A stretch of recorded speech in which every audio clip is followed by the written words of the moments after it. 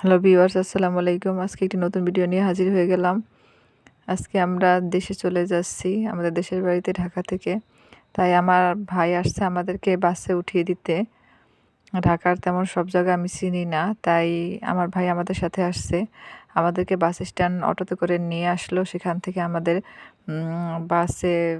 বাসের জন্য উঠিয়ে দিল। প্রথম একটা বাসে খুব ভিড় ছিল, তাই আমরা দ্বিতীয় বাসে যাচ্ছি।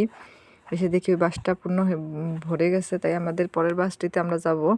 আমাদের 3টা লাকেজ ব্যাগ ছিল, এগুলো সব লাকেজে দিয়ে দিল বাসের। তারপর বাসওয়ালা 3টি আমাদের কার্ড দিয়ে দিল যে কার্ডগুলো দেখাবেন।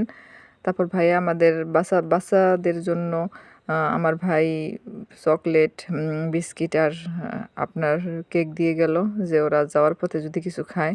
সকালে বাসা থেকে খালি পেটে বের হয়েছে, বাচ্চারা যদি বাসে বমি করে তার জন্য গাড়ি ঝাঁকড়া নিতে। তাই বাচ্চারা কিছু খেতে চাচ্ছিল না, তাই রেখে দিয়েছি। আর পাশে একটা বাচ্চা ছিল, খুব কাঁদতেছিল বাচ্চাটার আব্বুর জন্য।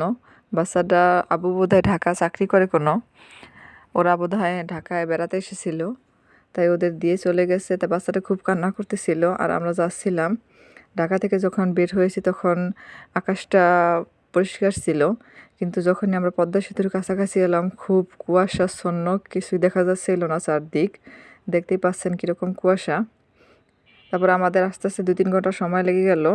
আমরা বাস থেকে নেমে এখান থেকে আবার অটো দিয়ে বাসার দিকে রওনা দিলাম। আমরা খুব শীঘ্রই বাড়ির কাছাকাছি পৌঁছে গেলাম। খুদা হাফেজ, বাই।